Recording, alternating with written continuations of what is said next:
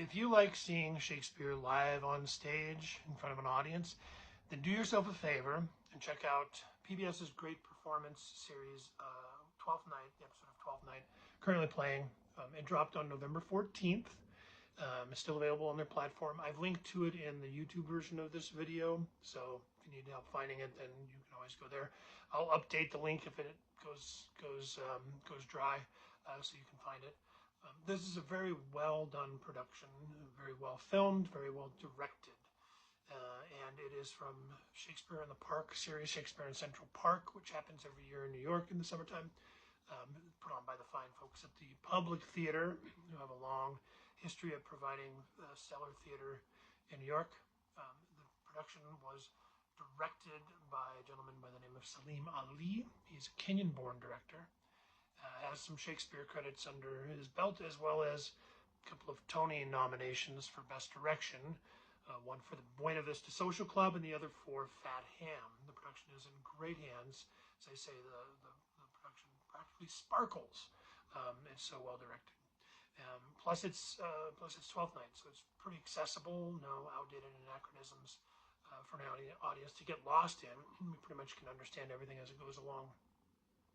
The cast, the notable cast members, and notable by I mean most familiar, Sandra Oh, Peter Dinklage, Lupita Nyong'o, and Jessica Tyler Ferguson. Notable because they're most familiar to everybody from their work in television and film.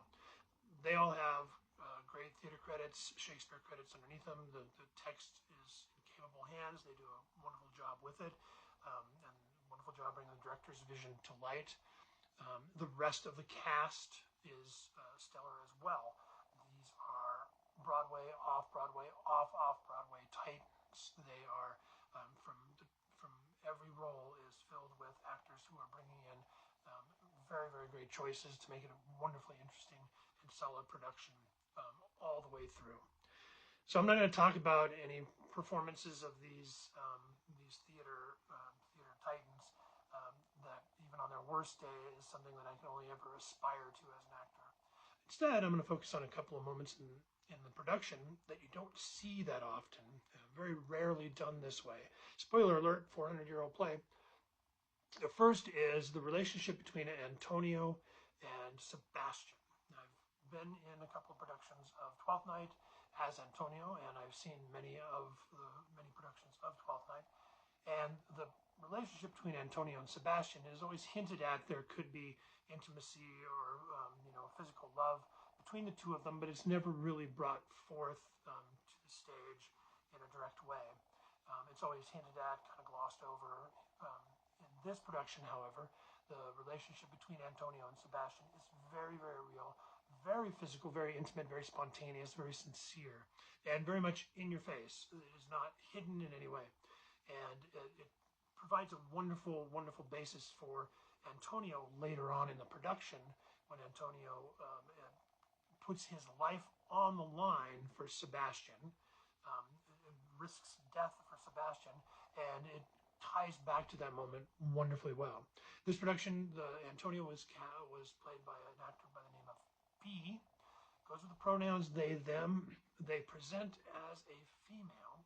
In this production, they present Antonio with a female form, very form-fitting white t-shirt that definitely shows a female body.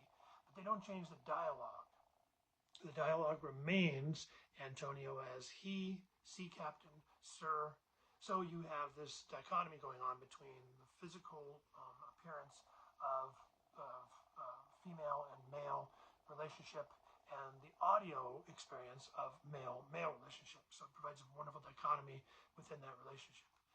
It brings up an awkward moment at the end of the play, which I'll get to in a minute. But that was something that you just don't see that often, where the relationship between the two of them is so prominent and is so direct. The other moment that you don't see that often is Malvolio's last moment. Malvolio's last words before he leaves the stage are, "I'll be revenged on the whole pack of you." And it's a very real hurt. It's a simple line, said simply, and it is very direct. In this production, it is heavy. This is somebody who has experienced a lot of pain, a lot of embarrassment of making himself look like a fool in front of a boss who he has genuine affection for. And even Olivia says, "You have been notoriously abused," and that he will be the judge and plaintiff in his case. So it's a very real hurt that this man has suffered at the hands of basically a drunkard and his buddies. And the moment is usually glossed over because Malvolio is a high status character and part of Del Arte, part of Elizabethan comedy, part of Restoration comedy, is that we see this high status character get knocked down a few pegs. That's where the comedy comes from. And that's what's usually accented at the end of Twelfth Night in productions that I've seen. This one, very heavy, very sincere hurt that Malvolio has. And it's a wonderful reminder that, yes, we've laughed at this person's misfortunes, but he really did suffer harm from this experience. It's just great to see. And finally, the last moment, like I said earlier, between Antonio and Sebastian. Remember, Antonio was on stage during this whole bit where the misidentity is uncovered, and Sebastian and Viola now are seeing that they are reunited, and we've had this mistaken identity through the play. And then Antonio doesn't say anything ever again, but he also never leaves.